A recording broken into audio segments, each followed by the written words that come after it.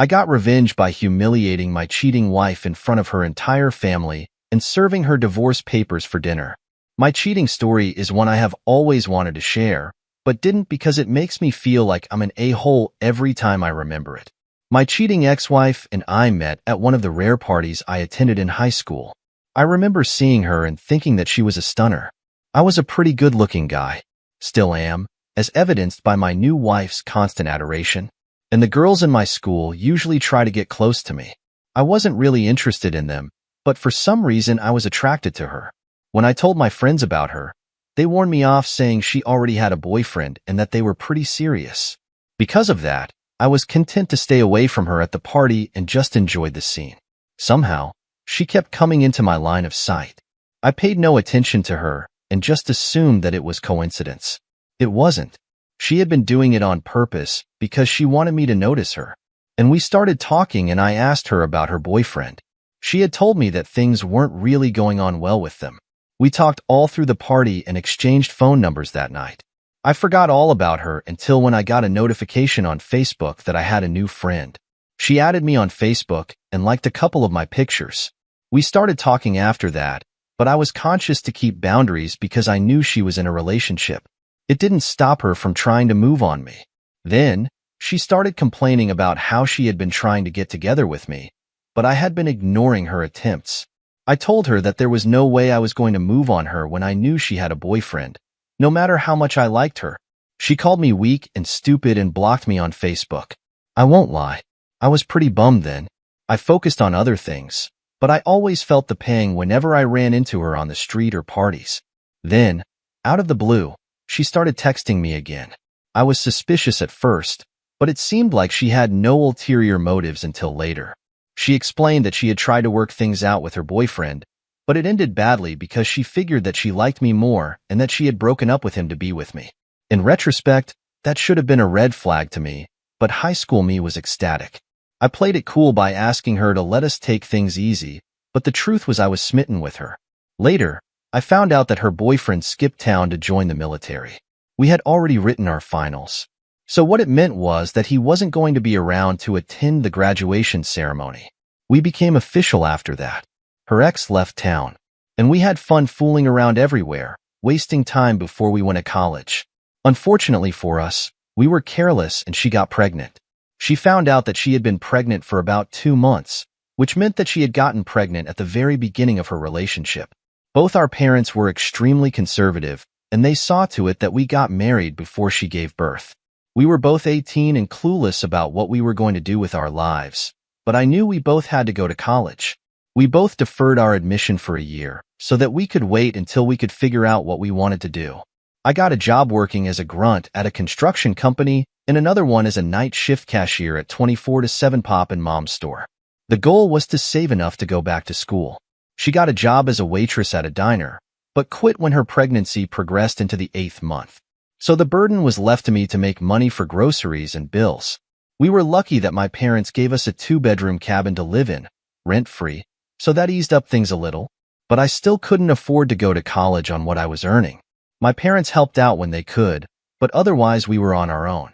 Before she gave birth, I was starting to feel resentful of the fact that I was the one who was working hard to get us to college. But when our daughter arrived, I felt like I was making a real difference. I felt like a man.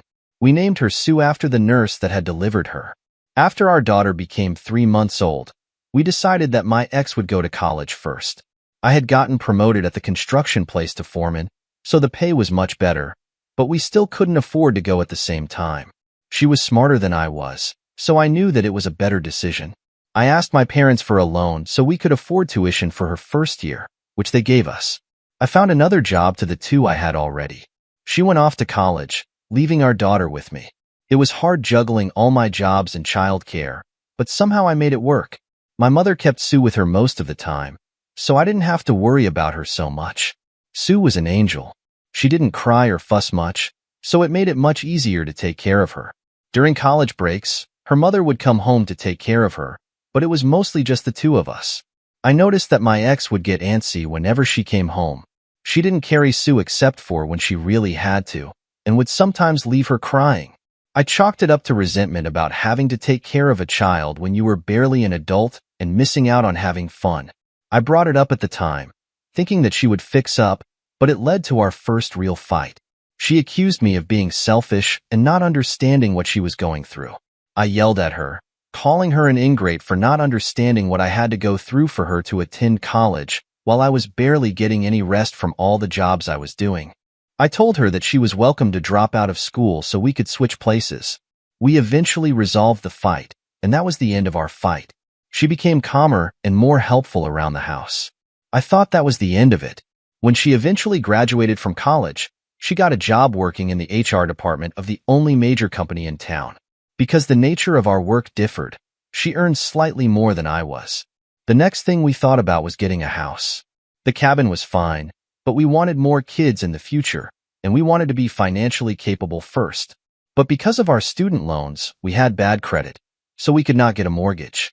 We decided to pool resources together to pay off our student debt, so that it would be easier for us to move. I decided to hold off going to college until we had paid off most of our debts. Because of this, I skimped and saved and went without a lot of things so we could afford to pay off our debts. My clothes all became worn and white at the edges because I was always washing them. I kept wearing the same pair of boots everywhere and had only one pair of shoes. For Sue, she wore clothes passed down from her cousins. Only my ex was getting new stuff because she claimed that she had an image to maintain. I didn't begrudge her nice things, but I'd rather she got our daughter nice stuff instead. I continued on as usual without thinking about the increasingly selfish attitude of my wife. We were good together. Things became slightly easier when she got promoted at work. I told her to just handle household stuff with her money while I used my salary to pay off her debt. Between her increased income and the reduced student debt, we were able to move to a better part of town. Sue was closer to the kindergarten she attended, and one of us could hurry back to pick her up when the day ended. Everything went downhill when she got another promotion. I was proud of her given how far she had come. I didn't know that I'd come to regret everything later on. Part of her new duties was traveling to other sister companies in other states. Sue and I didn't have any issue with it given the fact that we had gotten used to her not really being around. She was usually on the road for days, and she'd come back missing me and be really horny. But after one particular trip, she came back and started giving attitude. I thought maybe something went wrong on the trip and decided to give her space. I brought her favorite flowers and chocolate, and then I went to my parents so she could have the day to herself. When we got back, she seemed fine again. She apologized for being a witch, but it was just the first time. She started going on more trips and acting out when she returned. I asked her to take a break, and it turned to a fighting match between us. I didn't like such a situation for our daughter, so I tried as much as possible not to stay in the house whenever I knew she was going to be back from her trip. Then her ex came back to town. He had hit it big with crypto and wanted to retire. The construction company I worked for was hired to work on the house he was going to be living in. As the foreman, it meant I got to interact with him a lot.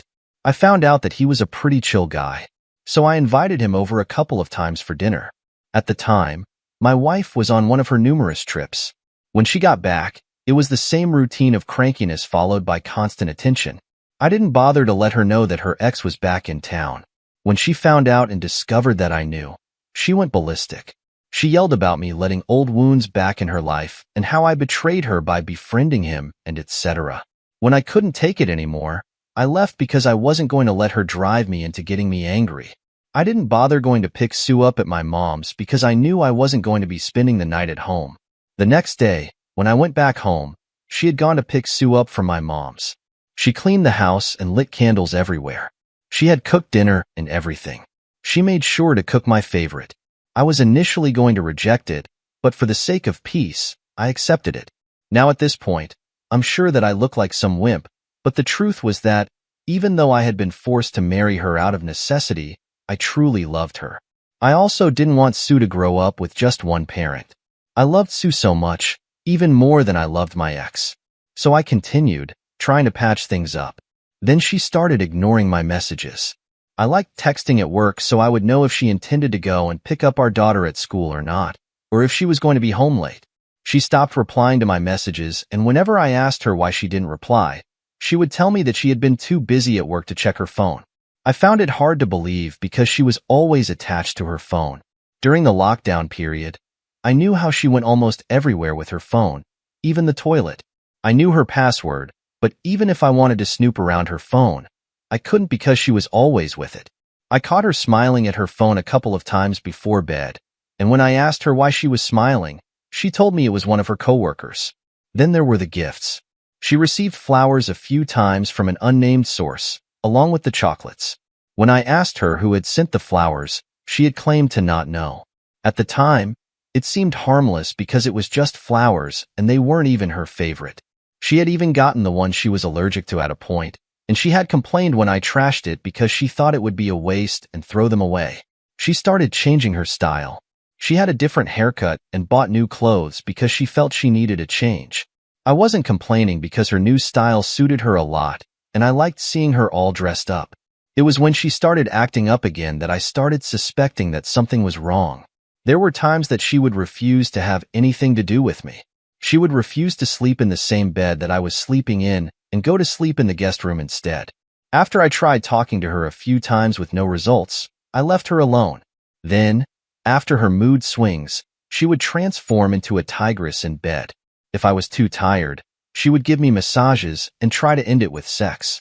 Most of the time, I was into it because I didn't know when the switch would go off and I'd be stuck with a sully witch again. But the nympho periods began to dwindle until we could go a whole month without having sex. At this point, I was too busy with work and trying to learn how to program that I didn't really notice.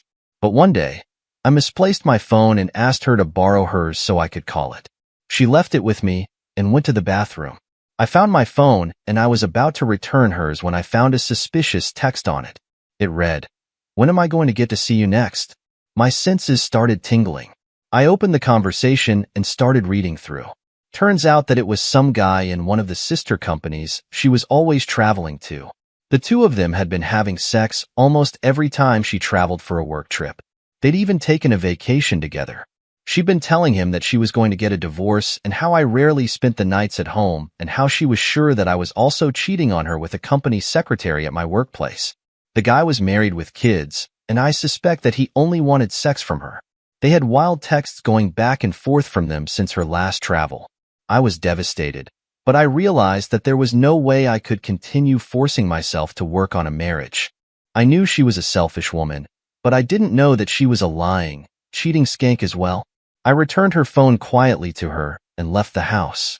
I was devastated to say the least. I wandered around a bit, and before I knew it, I found myself in front of Mark, her ex's house. I thought about ringing the doorbell but wondered what I was going to say to him. I was leaving when the door opened and Mark came out. He asked me to come in and talk. Apparently, he had something that he wanted to tell me.